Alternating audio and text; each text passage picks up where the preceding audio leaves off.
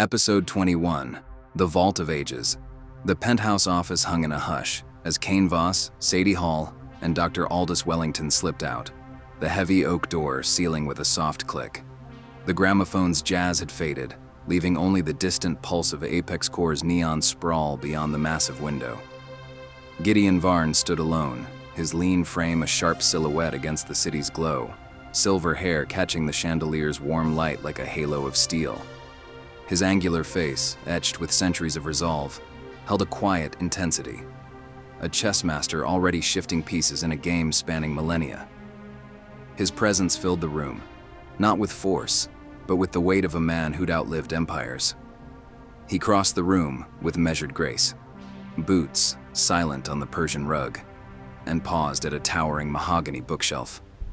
His fingers grazed the spines, tomes of war, philosophy, and lost dreams, each a relic of worlds he'd seen fade. With deliberate care, he pulled 3 novels in sequence. Childhood's End by Arthur C. Clarke, its cover worn from decades of touch. The New Atlantis by Sir Francis Bacon, its leather binding cracked but whole. And Foucault's Pendulum by Umberto Eco, its pages yellowed, dense with secrets. The air tightened, a low hum rising from the wall. A voice pierced the silence, crystalline and cold.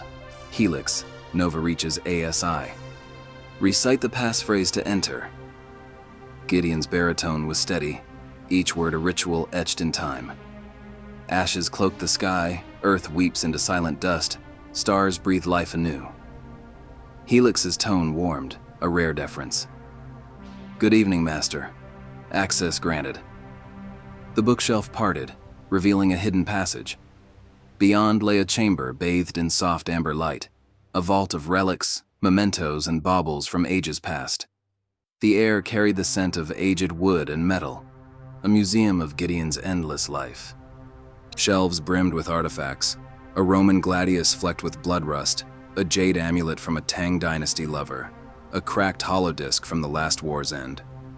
Each was a story, a fragment of the man who'd carried humanity's vow through time. Gideon stepped inside, his presence softening, the strategist yielding to the keeper of memories. His gaze settled on 3 objects, each a window to a facet of his soul: vulnerability, love, and defiance. He paused, letting their stories rise, a quiet reckoning before the storm. On a rough-hewn stone shelf rested a large wooden walking staff, its gnarled surface polished by centuries of grip. 7 feet tall, carved from ancient oak, its knots bore faint glyphs, runes of protection from a tribe long gone.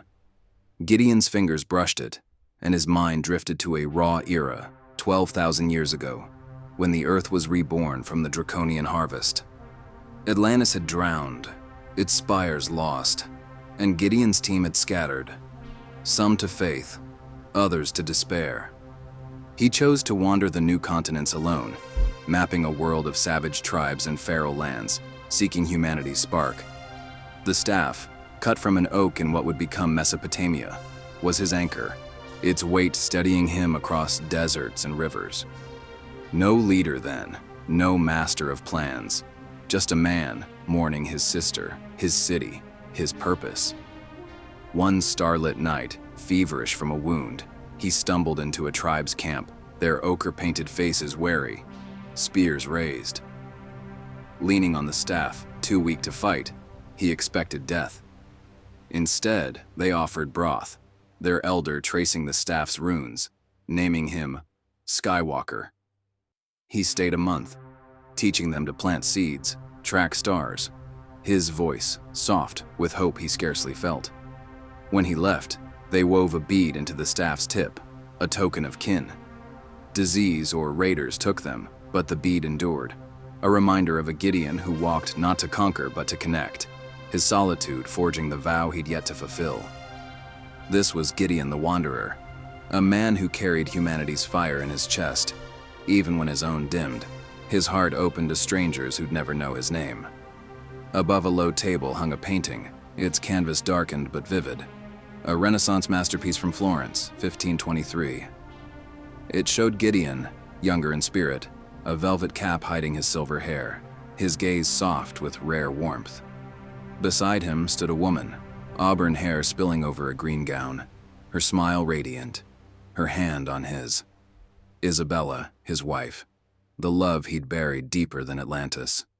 In Florence, a city of art and rebellion, Gideon posed as a scholar, funding painters to weave Atlantean truths into their work. Isabella, a poet's daughter, was fierce and brilliant, her wit dismantling his guarded walls. They married in secret, her laughter filling a villa where he dared dream beyond duty. The painting, crafted by a young Raphael, captured their first year, her teasing him over Plato, his hand brushing hers, a fleeting piece in a life of war. The Templar Covenant, his ancient foes, saw her as a crack in his armor. One night, while Gideon met allies in Venice, their blades struck, silent, precise, her blood pooling on marble.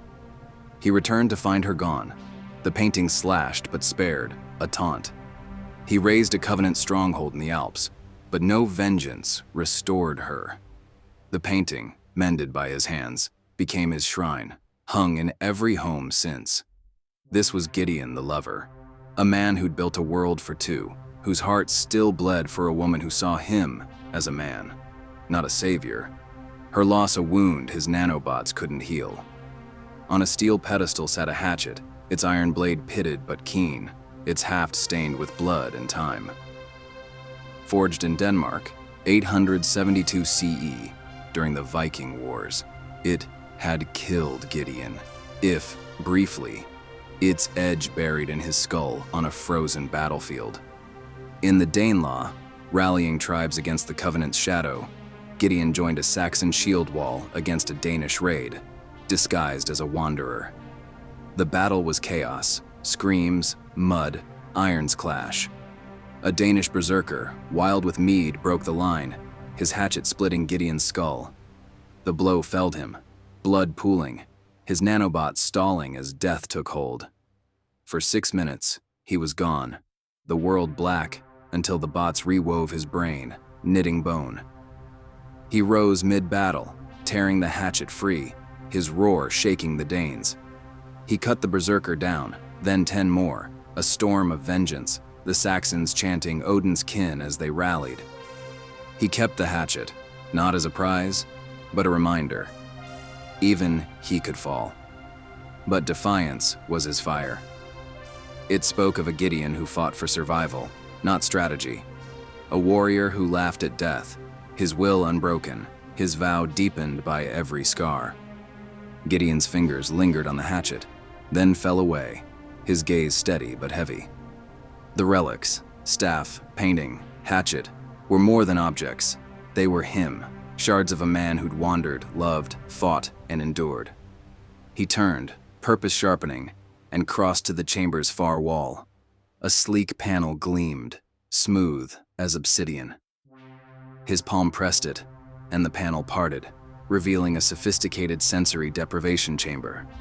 7 feet tall, its titanium walls curved like an egg, filled with glowing liquid, blue and gold, infused with rare minerals and quantum nutrients to feed his nanobots, sustaining his eternal frame. It was his sanctuary, a place to shed the world's weight, to drift in starlit silence. Gideon shed his shirt, revealing a scarred torso, marks of battles his bots couldn't erase. He stepped into the chamber, the liquid warm, its glow wrapping him like a second skin. The door sealed with a soft hiss, the world fading to a hum, and Gideon floated, weightless, breath slowing. The vault, the city, the war receded, leaving only his vow's pulse, the spark he'd carried through millennia, and the fight yet to come. The chamber closed, its light dimming, only the sound of silence. A man adrift in a sea of stars, readying for the storm.